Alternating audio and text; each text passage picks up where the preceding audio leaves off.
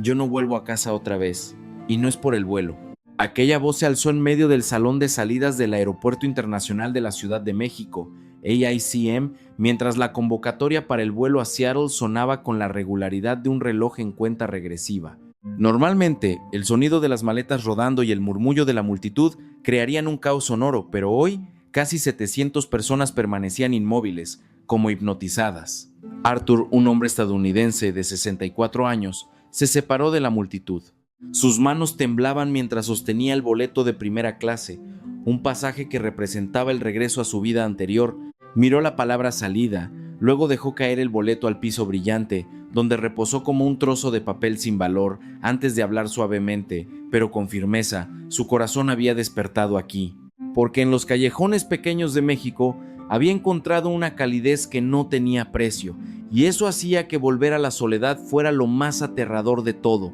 3 meses antes, el día en que me paré en el AICM con un boleto de primera clase en la mano, mi vida en Seattle era como una máquina que funcionaba demasiado bien, sin dejar espacio para que el corazón respirara. Tenía 64 años, una casa grande, con un césped tan inmaculado que casi ninguna brizna de hierba se atrevía a crecer fuera de lugar. Por la mañana regaba las plantas. Por la tarde paseaba a mi perro en un parque tan poco concurrido que el sonido de mis propios pasos resonaba demasiado claro. Por las noches me sentaba a ver las noticias en la gran pantalla, viendo el mundo en caos a lo lejos y silenciando el televisor, como si me dijera que al menos mi hogar estaba seguro. Pero esa seguridad era demasiado silenciosa, tan silenciosa que algunas noches el zumbido del refrigerador era mi único compañero de conversación, y empecé a temer la palabra volver a casa más que cualquier riesgo exterior. No era pobre ni me faltaba nada. Simplemente me faltaba alguien que preguntara ¿ya comiste hoy?, sin esperar nada a cambio. En una ciudad donde todo debe ser programado, reservado, con una razón y un horario, las relaciones se convierten lentamente en algo que debe estar en la agenda. Mi hijo y yo vivíamos en la misma ciudad, pero a veces pasaba un mes sin que comiéramos juntos.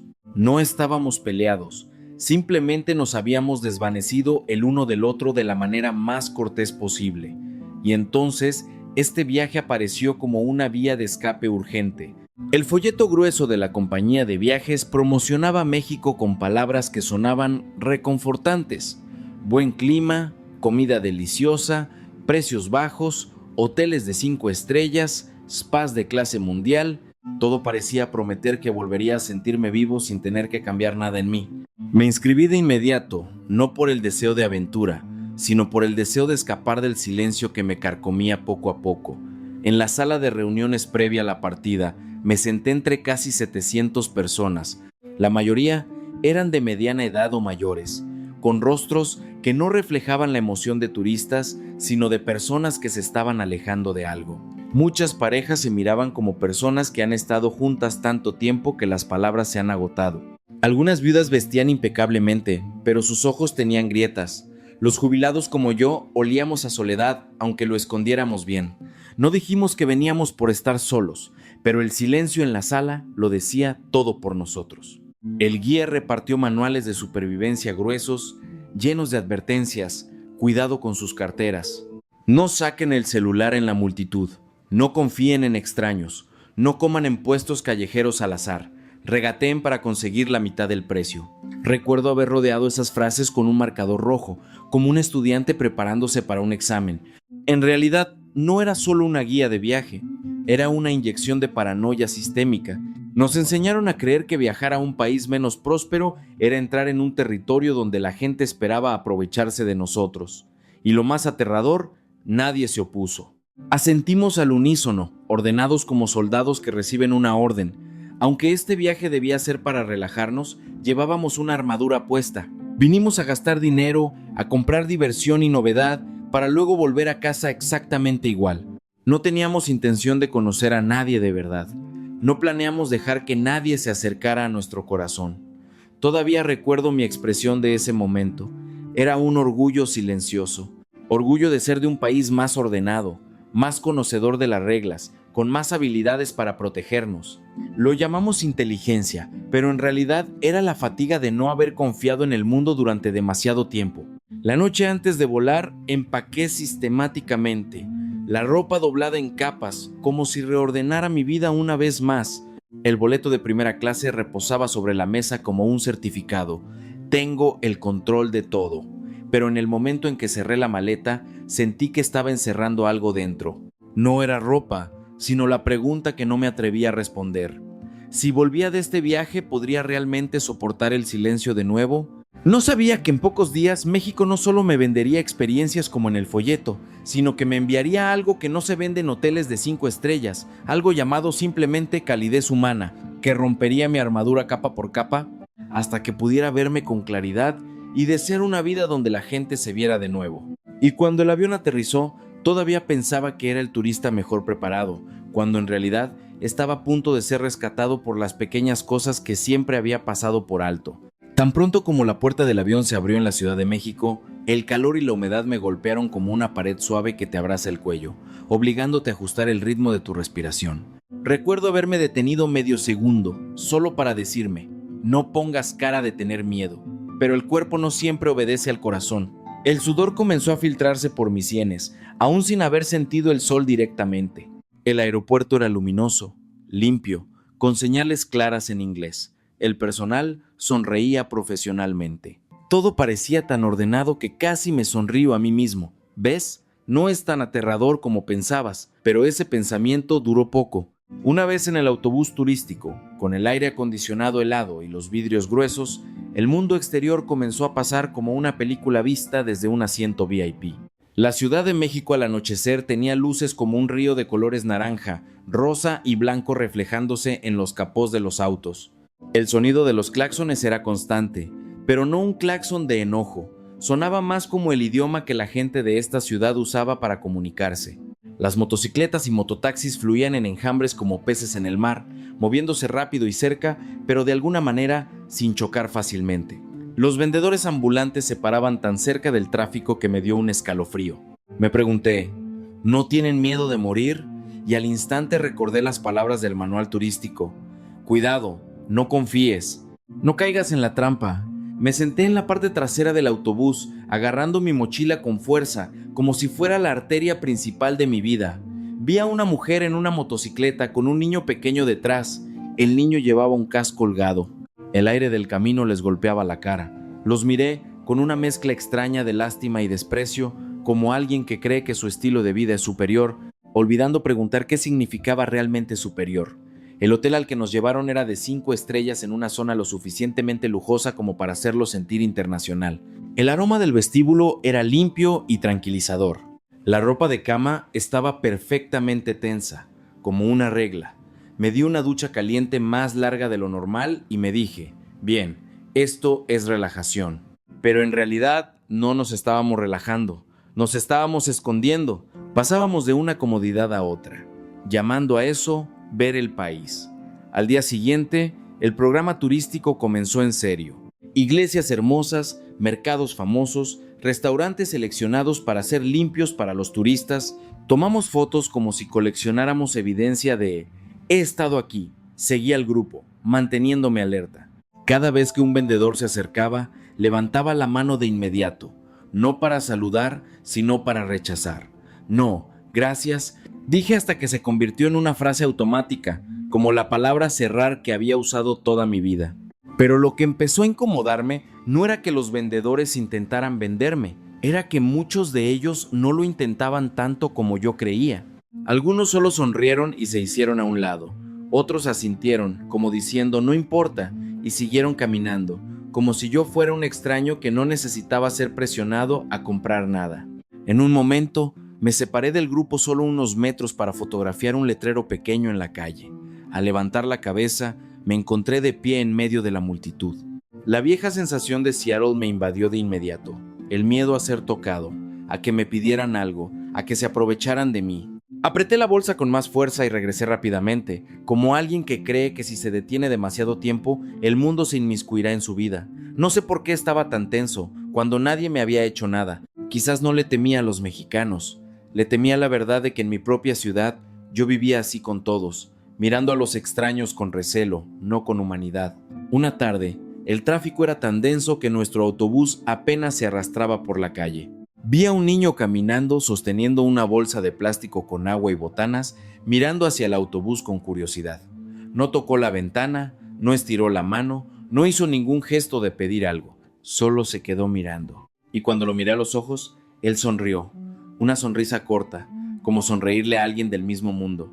Me sobresalté un poco porque no sabía cómo responder. Casi giro la cara, mi viejo hábito, pero algo en mi corazón se detuvo. Levanté la comisura de la boca en respuesta, apenas un gesto. Era una sonrisa tan pequeña que casi no tenía significado, pero sentí como si una grieta muy fina se abriera en la pared de mi pecho. Esa noche caminé hasta una tienda de conveniencia lejos del hotel. La empleada no hablaba inglés fluido, pero intentó explicarme con sincera concentración cómo usar una tarjeta de recarga para mi celular. Ella no sonreía con una sonrisa de servicio. Sonreía como si quisiera evitarme una molestia. Tomé mis cosas y salí, con la pequeña bolsa en la mano, pero mi corazón pesado con una nueva pregunta. ¿Por qué las personas que pensé que tenían más dificultades todavía tenían la fuerza para ser tan amables? La Ciudad de México seguía siendo ruidosa y caótica, pero esa misma noche comencé a escuchar esos sonidos de manera diferente. No era ruido, era el sonido de la vida en movimiento. Gente llamándose, gente mirándose, alguien sonriéndole a un extraño sin motivo. Volví a mi habitación, me detuve frente al espejo y vi al mismo anciano de Seattle tratando de mantener su armadura puesta. Me pregunté en voz baja, si esta armadura cae algún día, ¿qué me quedará? ¿Y me atrevería a aceptar la calidez de alguien sin apresurarme a pagarle con dinero? El programa de mañana decía que iríamos al norte, a Oaxaca. La ciudad que decían era más lenta y suave. No sabía que un simple desvío en un callejón sería el comienzo de un cambio de vida, pero ya sabía que la primera grieta había aparecido y se estaba expandiendo silenciosamente en mi pecho. A la mañana siguiente tomamos un vuelo a Oaxaca, la ciudad que la gente del tour decía que era más tranquila que la CDMX. Me senté junto a la ventana, mirando las nubes como un lienzo blanco extendido hasta donde alcanzaba la vista, pensando en la pequeña grieta que se había abierto la noche anterior, la sonrisa del niño en la calle y la concentración de la empleada de la tienda. Eran cosas muy pequeñas, pero me mantuvieron despierto. Empecé a sospechar que tal vez el problema no estaba en este país, sino en mi corazón, que había sido entrenado para desconfiar de la gente durante demasiado tiempo. Oaxaca nos recibió con un aire que se sentía más ligero. El cielo no era tan duro como en la gran ciudad, había más árboles en las calles y la gente caminaba más despacio. Pero la armadura seguía intacta. Seguía agarrando mi bolsa con fuerza, mirando a los extraños con la pregunta silenciosa: ¿qué querrán de mí? Aunque nadie extendía la mano hacia mí. Por la tarde, el guía nos llevó a caminar por el centro colonial. Había callejones estrechos con viejas paredes de ladrillo, cafeterías tranquilas, olor a madera y a chocolate. Vi una puerta de madera con tallas tan detalladas que mis manos picaban por sacar la cámara. Me separé del grupo solo unos pasos, diciéndome: solo una foto, los alcanzaré pronto. Y entonces hice lo que los viejos obstinados suelen hacer. Dejé que la curiosidad venciera la cautela. Caminé más profundamente en el callejón angosto para encontrar un mejor ángulo, mirando las enredaderas que subían por la pared. El sonido del mundo se silenció un poco, como si alguien hubiera ajustado el volumen, y en ese instante la lluvia cayó como si el cielo hubiera sido perforado. No era una llovizna, sino una tormenta tropical que caía con la intención de detener a todos. La gente corrió dispersándose. Retrocedí, sorprendido. El agua salpicó mi rostro, mis lentes se empañaron. Saqué mi celular para llamar al guía, pero la pantalla parpadeó con una advertencia de batería y se apagó, como si hubiera decidido abandonarme en ese callejón. Mis rodillas me empezaron a doler al instante, una vieja dolencia que en Seattle apenas se manifestaba, pero que con el suelo resbaladizo y la lluvia fría protestó silenciosamente. Me paré refugiado bajo el alero de una vieja casa de madera, respirando con dificultad, sintiéndome frío y avergonzado. Avergonzado de haberme comportado como una persona inteligente, pero de haberme perdido más fácilmente de lo que pensaba. Avergonzado de que toda mi autoconfianza hubiera sido mojada por la lluvia, dejándome como un anciano tembloroso y solo, y entonces la vieja madera crujió, la puerta detrás de mí se abrió lentamente, una mujer asomó la cabeza.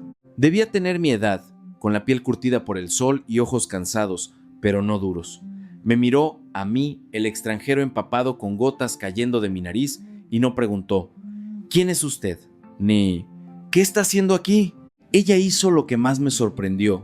Extendió la mano, me agarró del brazo y me jaló hacia adentro, como si rescatar a un hombre de la lluvia fuera lo más normal del mundo. Me sobresalté. Mi instinto de autoprotección se activó. Mi cabeza gritó: «Cuidado, puede haber un costo». Abracé mi bolsa de cámara con más fuerza, pero ella ignoró mi mirada de recelo. Señaló una silla baja de madera indicándome que me sentara.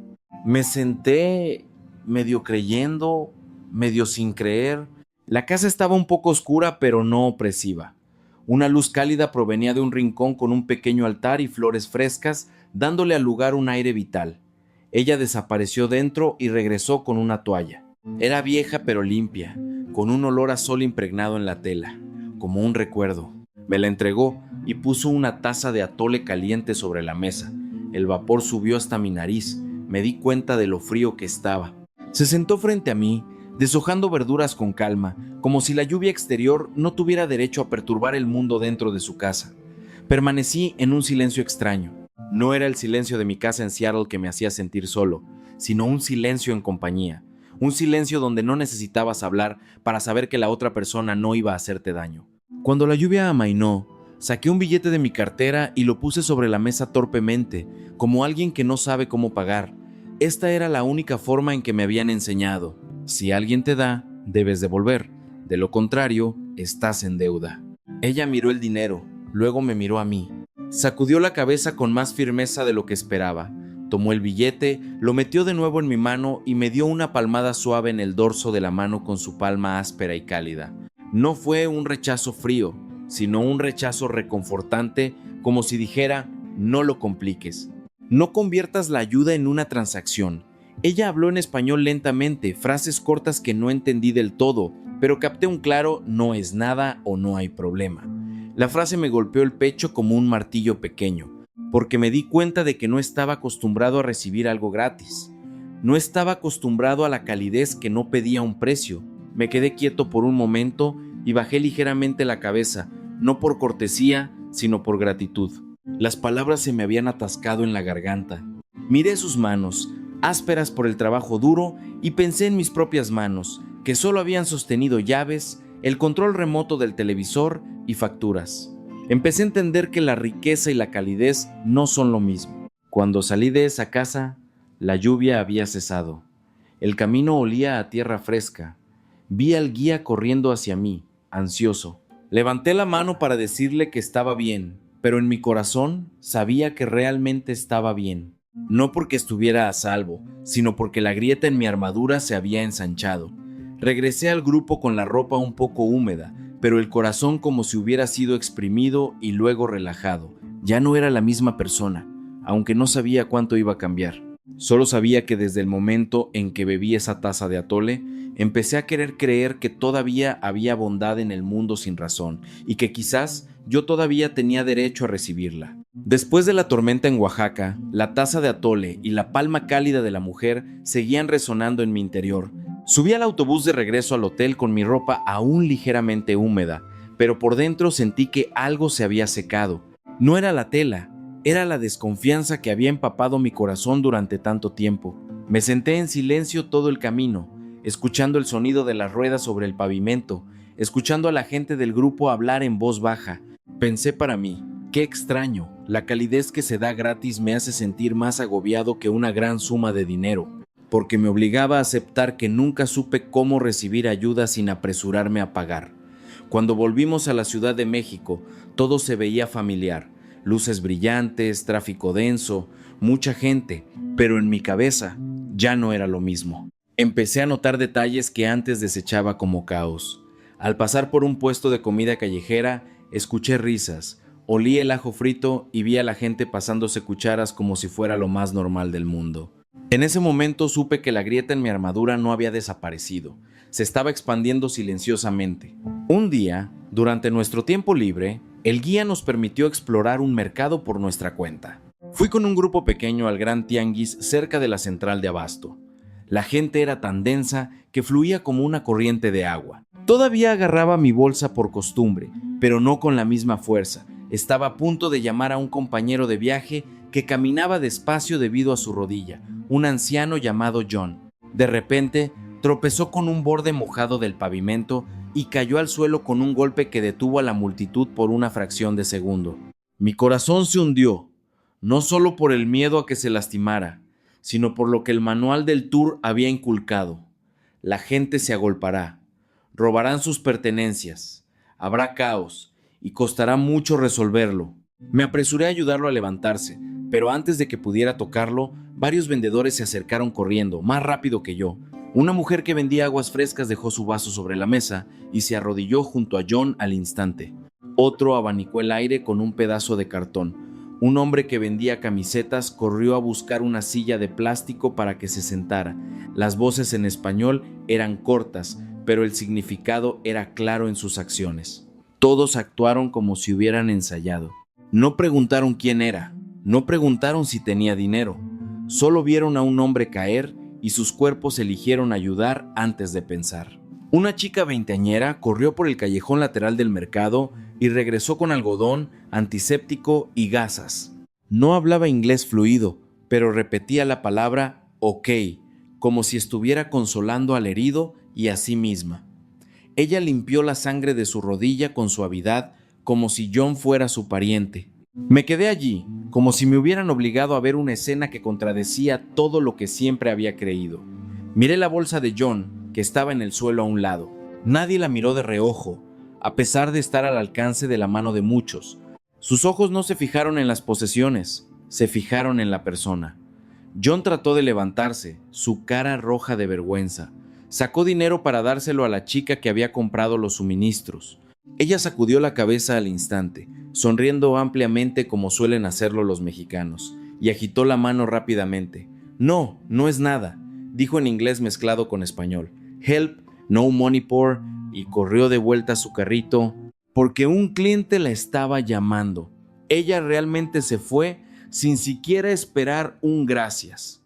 Me sentí como si me hubieran abofeteado suavemente de nuevo, como cuando la anciana en Oaxaca me devolvió el dinero. La calidez aquí no era un producto, no tenía etiqueta de precio, no requería prueba de transferencia.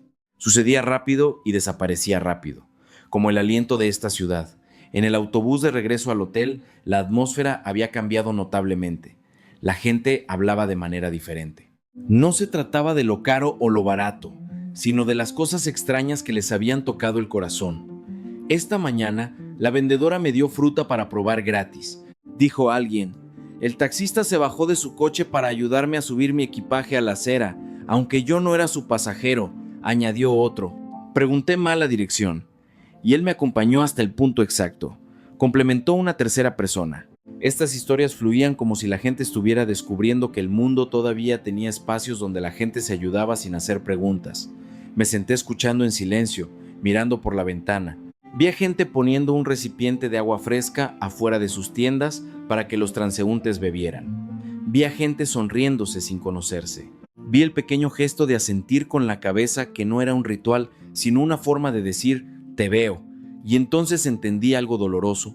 En Seattle, rara vez veía a otras personas realmente, solo veía mis propios límites. Solo veía las reglas de seguridad, hasta que olvidé ver a las personas como seres humanos. Esa noche, en la habitación del hotel, cargué mi teléfono y miré las fotos que había tomado. Fotos del mercado, de las calles, de gente sonriendo, de la mano que ayudaba a limpiar la herida de John. No soy un hombre de drama, pero sentí que algo se derretía en mi pecho. No era una emoción que me hiciera llorar de inmediato, era una gratitud avergonzada, avergonzado de haber juzgado a todo un país con mi paranoia, avergonzado de haber pensado que el orden era la máxima virtud, cuando la verdadera bondad reside en la capacidad humana de no dejar caer a nadie solo, y empecé a saber que mi viaje no me había traído a comprar experiencias, me había traído a recuperar una parte del corazón que había perdido hace mucho tiempo. Todavía no me atrevía a decir cambio de vida, pero sí me atrevía a decir que mi armadura se estaba adelgazando, y en esa delgadez me sentía extrañamente seguro.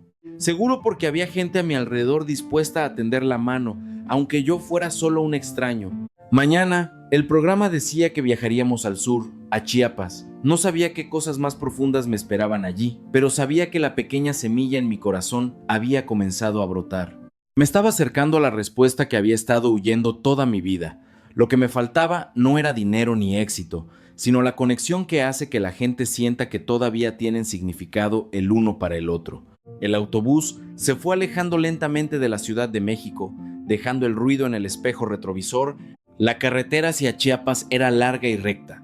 El cielo se abría cada vez más y sentí que podía respirar más profundamente.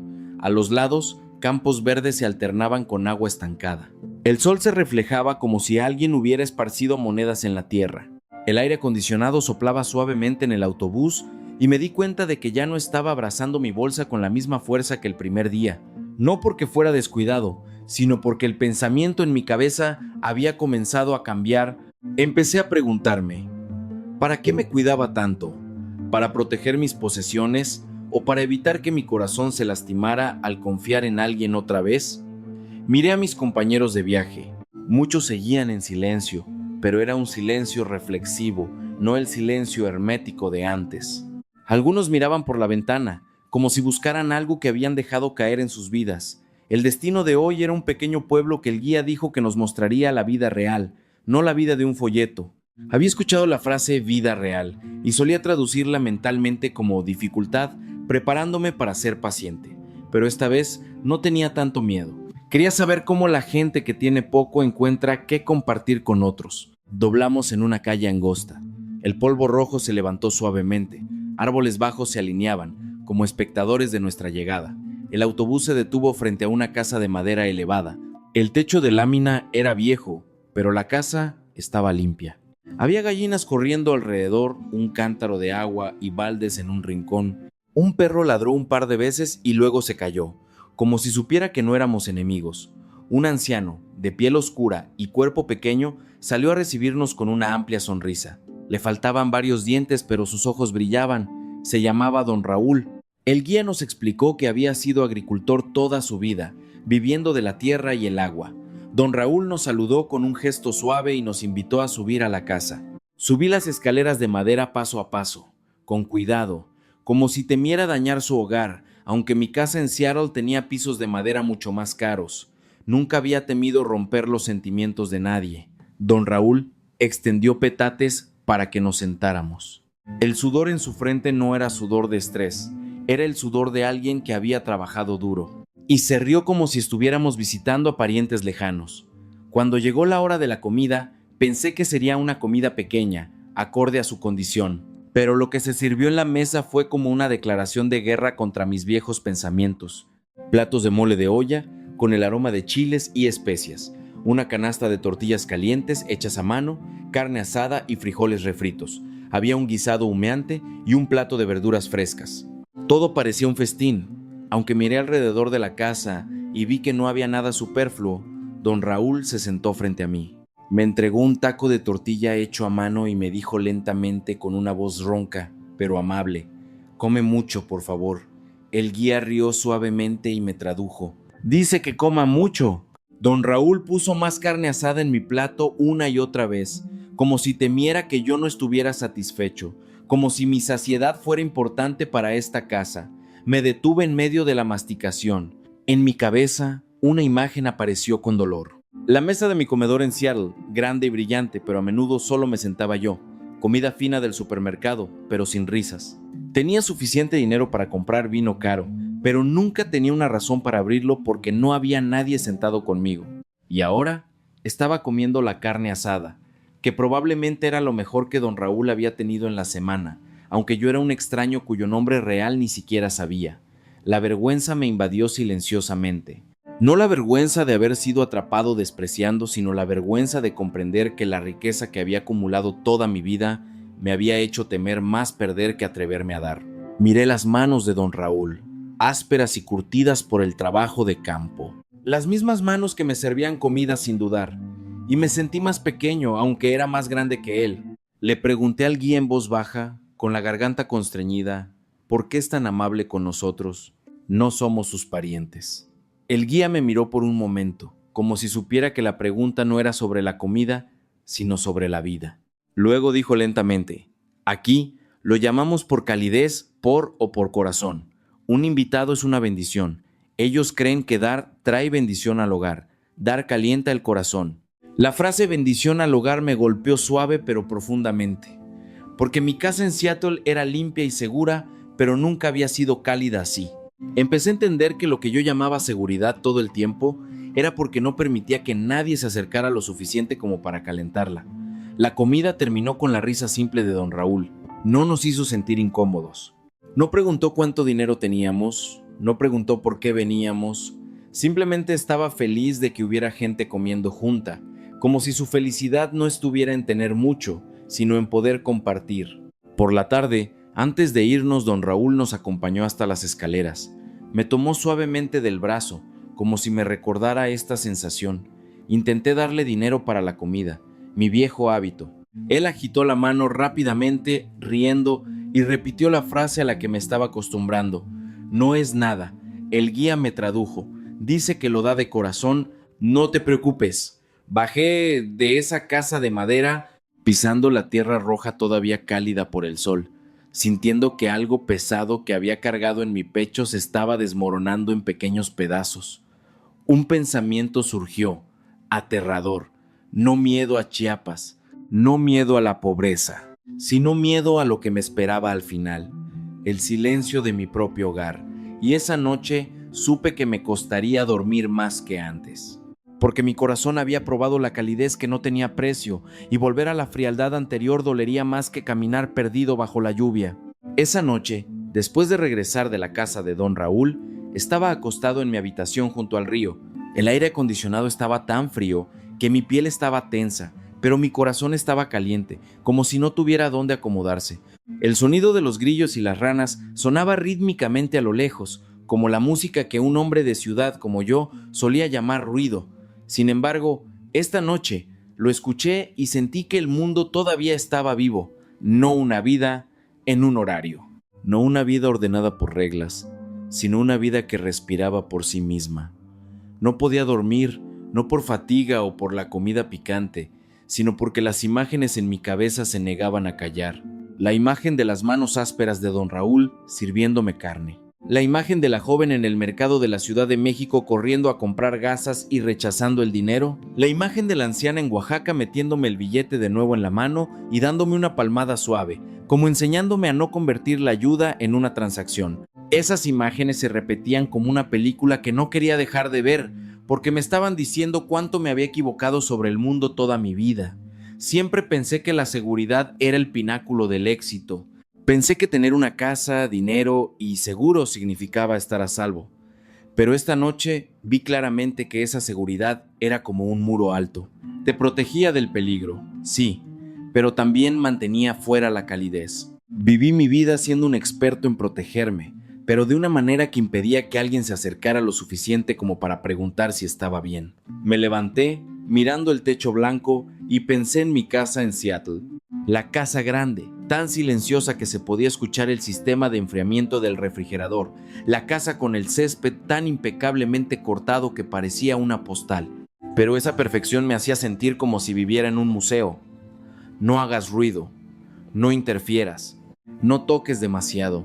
Los vecinos tenían límites claros. Nos saludábamos un par de veces al año, un saludo cortés que era un contrato para no acercarnos más. Una vez estuve orgulloso de eso, lo llamé la buena vida. Pero esta noche, solo pensar en volver a abrir la puerta de mi casa y ser recibido solo por el sonido del refrigerador me dio un miedo real, miedo que se sentía como hielo frío presionando mi pecho. Por el contrario, los sonidos que solía odiar en México, el ruido del tráfico, de la gente, del mercado, empezaron a cambiar de significado en mi cabeza. Ya no eran caos, eran el sonido de que todavía había gente, el sonido de que el mundo todavía estaba conectado. Acababa de darme cuenta de que lo que había estado evitando en este viaje no era el calor ni la humedad, sino el silencio de no tener a nadie. A la mañana siguiente me desperté antes de la alarma. El cielo aún no amanecía.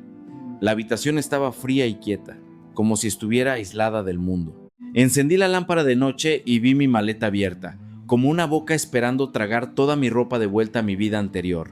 Tomé una camiseta con el diseño de la bandera de México que había comprado como recuerdo.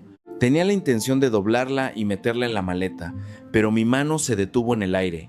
No sé cómo explicarlo. No era una tristeza de llorar de inmediato, sino la sensación de que si doblaba esa camisa, estaría doblando también la calidez que acababa de encontrar y encerrándola en el compartimento de equipaje del avión. Salí al balcón, respirando el aire cálido que venía con el olor a café de la tienda de abajo. La ciudad comenzaba a despertar. Había motocicletas lejanas, gente hablando en voz baja. Pensé para mí, aquí, soy Don Arthur. Soy una persona que la gente ve, no solo una sombra en una casa grande. Durante el desayuno, el ambiente en la mesa era extrañamente pesado y silencioso. Ya no hablábamos mucho de los planes de viaje, como si todos estuvieran guardando un nudo en el corazón. La cuchara chocando contra el plato sonaba más fuerte de lo habitual. Levanté la cabeza y mis ojos se encontraron con los de una mujer del grupo, una viuda cerca de mi edad llamada Mrs. S. Ella miraba el café en su taza como si fuera un espejo de su propia vida. Sus ojos estaban enrojecidos e hinchados. Le pregunté en voz baja, ¿está bien? Ella levantó la cabeza, me dio una sonrisa forzada y dijo con voz temblorosa, anoche la recepcionista del hotel me regaló un rebozo. Tragó saliva antes de continuar. Dijo que me parecía mucho a su abuela y que quería que estuviera abrigada. La frase quería que estuviera abrigada me hizo jadear, porque no era una frase de servicio. Era la frase de un nieto hablándole a su abuela de verdad. Mrs. S. rió brevemente, con lágrimas en los ojos. En Estados Unidos mis nietos nunca me dan nada si no es mi cumpleaños o Navidad. Todo tiene que tener una ocasión, tiene que tener una razón. Ella bajó la taza y dijo una frase que parecía hablar por todo el grupo. Todos tememos lo mismo. Miró alrededor de la mesa y vio a varias personas con la cabeza baja. Tenemos miedo de volver a un lugar donde tenemos todo, pero no tenemos a nadie.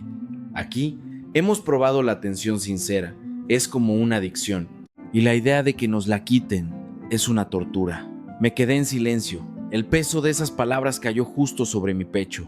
Me di cuenta de que esto no solo me estaba pasando a mí. La semilla que estaba brotando en mi corazón estaba brotando en el corazón de otros también. Y en ese silencio vi la imagen del ICM en mi mente. La puerta de embarque, el boleto en mi mano. La palabra salida que solía significar volver a casa, pero que ahora empezaba a significar volver a la soledad, sentí que algo se agitaba. No un gran titular de noticias, sino algo enorme para el corazón de un anciano que decidía que no iba a morir en vida nunca más. Todavía no sabía si sería lo suficientemente valiente, pero sabía que si volvíamos hoy, volveríamos con una herida llamada fui calentado y luego me fue arrebatado. Y cuando el autobús nos llevó fuera del hotel hacia el aeropuerto, miré la calle por primera vez con la mirada de quien se despide de un hogar que acaba de encontrar, aunque nunca había pronunciado la palabra hogar en voz alta. El autobús nos llevó al ICM esa mañana, más temprano de lo habitual. El cielo aún no estaba tan caliente, pero mi pecho ya ardía. La puerta automática se abrió y el olor a aire acondicionado, gente y café me golpeó la nariz al instante. El sonido de las ruedas de las maletas era constante, pero extrañamente esta vez no era el sonido del viaje de regreso, era el sonido de la decisión. Seguía la multitud como siempre. Pasé por el mostrador de facturación, pasé las señales en inglés que solían asegurarme que todo estaba en orden, pero cuanto más estaba en el sistema, más resistía mi corazón. Me miré en el cristal que reflejaba mi rostro. Un anciano que debería estar feliz de volver a casa, pero mis ojos parecían los de alguien siendo arrastrado a una prisión familiar. Al llegar a la puerta, el anuncio sonó intermitentemente. Pasajeros del vuelo a Seattle, por favor prepárense para abordar. La puerta cerrará en unos minutos. El tono era frío, seguro, como si el mundo dijera, ya es hora. Deja de soñar. La gente de nuestro grupo se alineó ordenadamente, el hábito de personas de un país que cree que el orden es seguridad. Pero hoy, ese orden parecía una jaula que se cerraba lentamente. Apreté el pase de abordar sintiendo el papel delgado pero pesado como una roca. Pensé en mi casa en Seattle. Pensé en el sonido del refrigerador. Pensé en el césped demasiado perfecto. Pensé en la cortesía que nos mantenía separados sin que nadie tuviera la culpa. Y luego pensé en otra imagen. La taza de atole en Oaxaca. La mano que limpiaba una herida en el mercado. Él no es nada que nunca cobró. Y la casa de madera de Don Raúl, con gallinas debajo, pero llena de calidez. En ese instante entendí, si subía a ese avión hoy, podría volver a casa, sí, pero mi corazón moriría silenciosamente de nuevo. Me detuve en medio de la fila. La persona detrás de mí casi choca conmigo. Escuché un pequeño suspiro de frustración de alguien, pero no me giré para disculparme. Me giré hacia la ventana del aeropuerto. Vi el avión estacionado a lo lejos. Vi al personal de tierra caminando rápido, haciendo su trabajo, y sentí el último atisbo de miedo. Miedo al ridículo. Miedo a los ojos de los demás. Miedo a que mi hijo me regañara. Miedo a estar haciendo algo demasiado grande. Pero ese miedo perdió contra una verdad. Yo le tenía más miedo a la soledad. Me di vuelta, miré el pase de abordar en mi mano una vez más y lo dejé caer al suelo brillante. El sonido del papel tocando el piso fue muy suave, pero en mi cabeza resonó como un disparo. Hablé lenta y claramente, con una voz seca que tembló un poco. No vuelvo.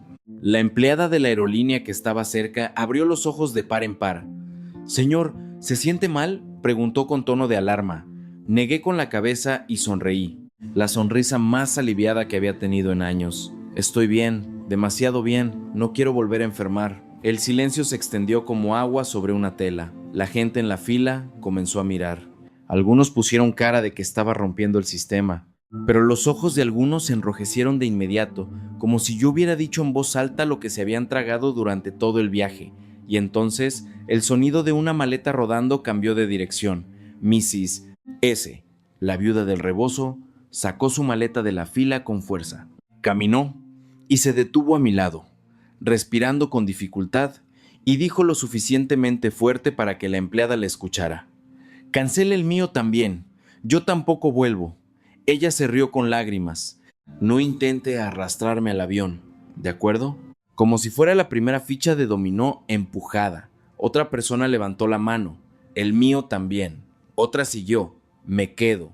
Los sonidos se hicieron más frecuentes. El silencio tenso se convirtió en una ola con ritmo, fuerza y mezcla de lágrimas y risas. Algunos llamaron a sus familias de inmediato. Se escucharon fragmentos de peleas. «¿Estás loco?». Otros abrazaron al guía mexicano con fuerza, llorando como si abrazaran a un pariente. Algunos arrancaron las etiquetas de sus maletas, como si declararan: «Ya no soy equipaje de mi vieja vida». Los agentes de seguridad y los gerentes de puerta corrieron. La compañía de viajes llamó frenéticamente. El sonido de los nombres llamando a abordar compitió con el anuncio de cierre de la puerta. El tono firme del anuncio comenzó a temblar, porque nunca fue diseñado para lidiar con personas que eligen la calidez sobre la conveniencia. Pero lo que me puso la piel de gallina fue que el caos no daba miedo en absoluto. Era hermoso. Hermoso de la manera en que los humanos aceptan que necesitan amor, necesitan comunidad, necesitan ser vistos. Fuimos llevados a un rincón de la puerta de embarque.